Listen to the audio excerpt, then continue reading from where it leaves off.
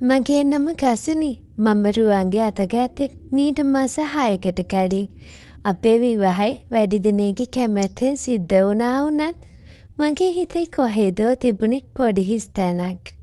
රුවන් කියන්නේ සුදු, කෙට්ටු, ලාමක ඇඟක් තියෙන කෙනෙක්. එයා හරිම කරුණාවන්තයි. මට ගොඩාක් ආදරෙයි. ඒත් එයාගේ ස්වභාවය කොහොමද පොඩි දරුවෙක් වගේ. මම හිතන්නේ රුවන්ගේ ඒ ලාමක ස්වභාවයටම තමයි මගේ හිතේ තිබුණ හිස්තැනට හේතුව. රුවන් වැඩ කරන පෞද්ගලික ආයතනයක. ඒ නිසා එයා හැමදාම උදේ ගියාම ගෙදර එන්නේ රෑ වෙලා. සමහර දවස්වල රෑ 10ත් පහු වෙනවා. එතකොට ගෙදර ඉන්නේ මායි රුවන්ගේ තාත්තා සරත් මාමණ්ඩි විතරයි. සරත් මාමණ්ඩි කියන්නේ නමගේ ප්‍රසිද්ධ ව්‍යාපාරිකයෙක්. ඒත් එයාද විශ්‍රාම අරගෙන ගෙදරට වෙලා ඉන්නේ. මුලදී මට සරත් මාමණ්ඩි එක්ක කතා කරන ලැජ්ජාවක් අපහසුතාවයක් තිබුණා. ඒත් ටිකෙන් ටික ඒක නැති වෙලා ගියා. මාමණ්ඩි හරිම හොඳ කෙනෙක්. මම රුවන්ගේ තාත්තා සරත් මාමණ්ඩිව මුලින්ම දැක්ක දවසේ මගේ හිතට ආපු හැඟීම තාමත් මතකයි. මම හිතුවේ රුවන් වගේම එයාගේ තාත්තත් කෙට්ටු ලාමක කෙනෙක් වෙයි කියලා. ඒත් සරත් මාමණ්ඩි කියන්නේ ඊට හාත්පසින්ම වෙනස් චරිතයක්. එයාගේ ඇඟ හොඳට හැදිලා ශක්තිමත් හිරු රශ්මියට තලෙරු වෙලා තියෙන සමත් එක්ක මාමණ්ඩිගේ ඒ පෞරුෂය හරිම ආකර්ශනීයයි. වයස 60 පැන්න එයාට තරුණයෙකුටත් වඩා ශක්තියක් තියෙනවා කියලා මට වෙලාවකට හිතෙනවා. මාමණ්ඩිගේ මස්පිඩු හරිම ලස්සනට තෙරපෙනවා. වත්තේ වැඩ කරනකොට දාඩියේ බින්දු මාමණ්ඩිගේ පපුව දිගේ පහින හැටි මම කීවතාවක් නම් බලාගෙන ඉඳලා ඇත්ත. රූකඩයක් වගේ කෙටු රුවන් දිහා බලනකොට මට හිතෙනවා රුවන්ගේ අම්මා මාමණ්ඩි එක්ක සෑහෙන සැපක් ලබන්නට කියලා. මාමණ්ඩිගේ ඒ ශක්තිමත් ඇඟ ඕනෙම ගැහණියකගේ හිත ඇද ගන්නවා. මාමණ්ඩි වත්තේ වැඩ කරනකොට ගොඩක් වෙලාවට උඩට අඳින්නේ නැහැ. ඉතින් ඒ නිසා එයාගේ ඇඟ බලන්න තියෙන ආසාවට මම වතුර වීදුරුවක් හරි අරගෙන වත්තට යනවා. තාත්තේ මහන්සි ඇති වතුර ටිකක් බොන්න. මාමගේ හිතේ තැඟරෙන හැඟීම් වචන වලට පෙන්නන්නේ නැතුව hina වෙලා කියනවා. මාමණ්ඩි මන් දිහා බලලා hina වෙනවා. එයාගේ ඇස්වල තියෙන දීප්තිය හරිම තීව්‍රයි. දුව, ඇයි මේ කරදර වෙන්නේ? මම පොඩි වැඩක් කරන්නේ. කරදරයක් නෙවෙයි තාත්තේ. මම ඒ වචන ටික කිව්වේ හරිම ආදරෙන්. මම දන්නවා මාමණ්ඩිත් මම එයා ළඟින් ඉන්නවට කැමතියි කියලා. ඒක එයාගේ ඇස්වලින් හිනාවෙන් මා දිහා බලන විදියෙන් හොඳටම තේරෙනවා. මාමණ්ඩි වතුර වීදුරුව අරගෙන බිබී මන් දිහා හරිම ආදරෙන් බැලුවා. ඒ බැල්ම මගේ හිතේ තියෙන හැඟීම් තව තවත් අවුලවනවා. දුවත් කැමතිද මල් හිටවන්න?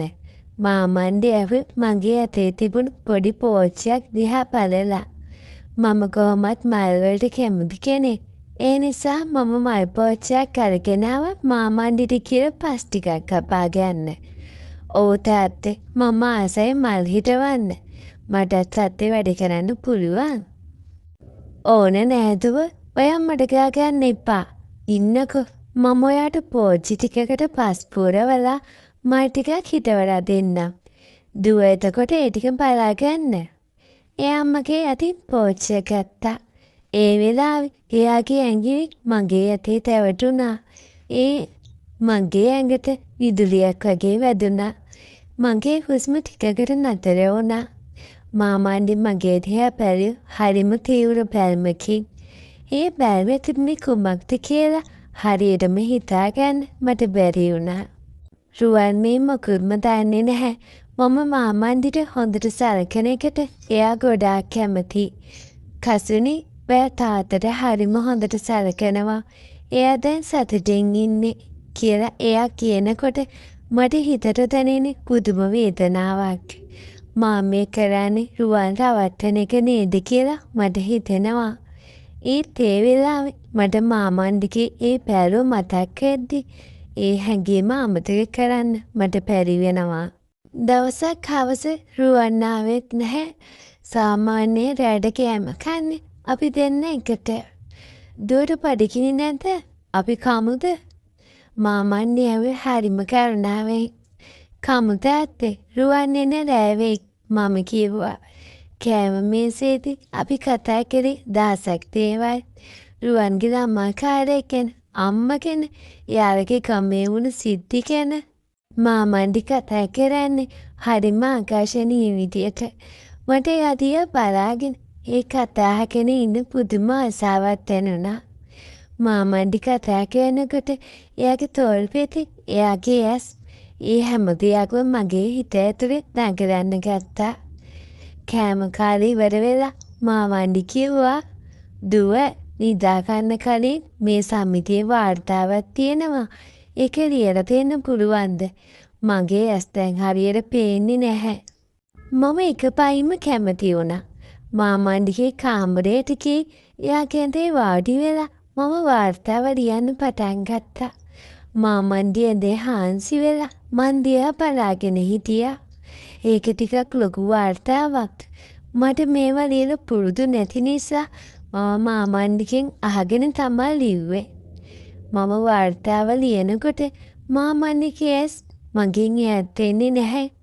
ඒ බැල්මේ තිබුණේ පුදුම ගැඹුරක්. ටික වෙලාවකින් මාමන්ඩි මගේ අත අල්ලගත්තා. "දුවට මහන්සි ඇති, දැන් ඇති." ඒ මගේ මුළු ඇඟම වෙවුලන්න ගත්තා. මගේ හද කැස්ම වේගවත් වුණා. මම පොත වහලා මාමන්ඩි දිහා බැලුවා. එයාගේ අත තවමත් මගේ අත උඩ. මාමන්ඩි මගේ ඇස් දිහා ගැඹුරින් බැලුවා. ඒ බැල්මේ තිබුණේ ආදරේද, ආශාවද, නැත්තම් වෙනත් දෙයක්ද කියලා මට හරියට කියන්න බැරි වුණා. මගේ හිතේ තිබුණ හැඟීම් පිටතට එන්න දඟලනවා. මගේ උර වේරුණා. මාමන්ඩි මගේ අත තදින් අල්ලගත්තා. ඒ තිබුණේ පුදුම උණුසුමක්. මට දැනුණා එයාගේ ඇඟිලි මගේ ඇඟිලි අතරින් පැටලෙනවා. "තාත්තේ," මට යාන්තම් වචනයක් පිට වුණා. මාමන්ඩිගේ කටාර හරිම පහත් ගැඹුරු එකක්. මාමන්ඩි මගේ අතට උඩි එයාගේ අත තියාගෙන හිමින් අත පිරිමැන්දා. ඒක හරිම සියුම්. මගේ මුළු ඇඟම හිරිවැටුණා. මගේ දැස් පිය වෙන්න ගත්තා. රුවන් එදා රෑ 12ටත් පස්සේ ගෙදර ආවා. එයා ගෙට එනකොට මම මාමන්ඩිගේ කාමරෙන් එළියට ආවා විතරයි. මම කාමරේ දොර ළඟ හිටගෙන හිටියේ හරිම නිහඬව. "ආ තාත්තේ, ඇයි තාම නිදි නැද්ද?" රුවන් ඇහුවේ hina වෙලා. "නෑ පුතා, වාර්තාවක් කියනවා. කසනිදිව තමයි ලියලා දුන්නේ.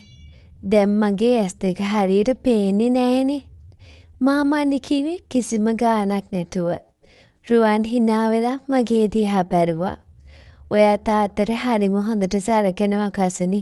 මට වඩා හොඳට ඔයා තාත්තාව බලා ගන්නවා."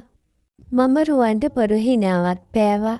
මගේ හිත ඇතුලේ සිද්ධ වෙන්නේ මොනවද කියලා රුවන් නොදැන ඉන්න එක ගැන මට අමුතු දුකක් සහ සාහනයක් දෙකම එකවර දැනුණා. මම මාමන්ඩි දිහා බැලුවා. එයා මගේ දිහා බලලා හෙමින් හිස සැලුවා. ඒ බැල්ම තිබුණේ කුමන අරුතක්ද මට තේරුම් ගත නොහැකි වුණා. මාමන්ඩි එයාගේ කාමරයට ගිහින් දොර වහගත්තා. මගේ හිතේ තියෙන්නේ දැන් එකම ප්‍රශ්නයයි. මේක කොතනින් නවතිනීද? මට මේ ගින්නෙන් බේරෙන්න පුළුවන් වෙයිද? එහෙමත් නැත්නම් මම මේ ගින්නට මහු වෙයිද? මගේ හිත ඇතුලේ දඟලන්නේ භයානක ආශාවක්. මට මිදෙන්නට නොහැකි වී ඇත. අනාගතේ කුමක් වෙයිද කියා මා දන්නේ නැත. එදින රාත්‍රියේ නිින්දට යාමට නොහැකිව මම ඇඳමත පෙළි සිටියා.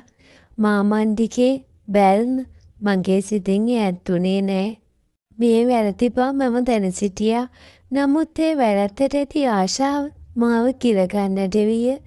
මගේ විවාහ ජීවිතයේ යම් අඩුවක් මාමන්ඩිගේ ඒ පෞරුෂයෙන් මට දැනුණා.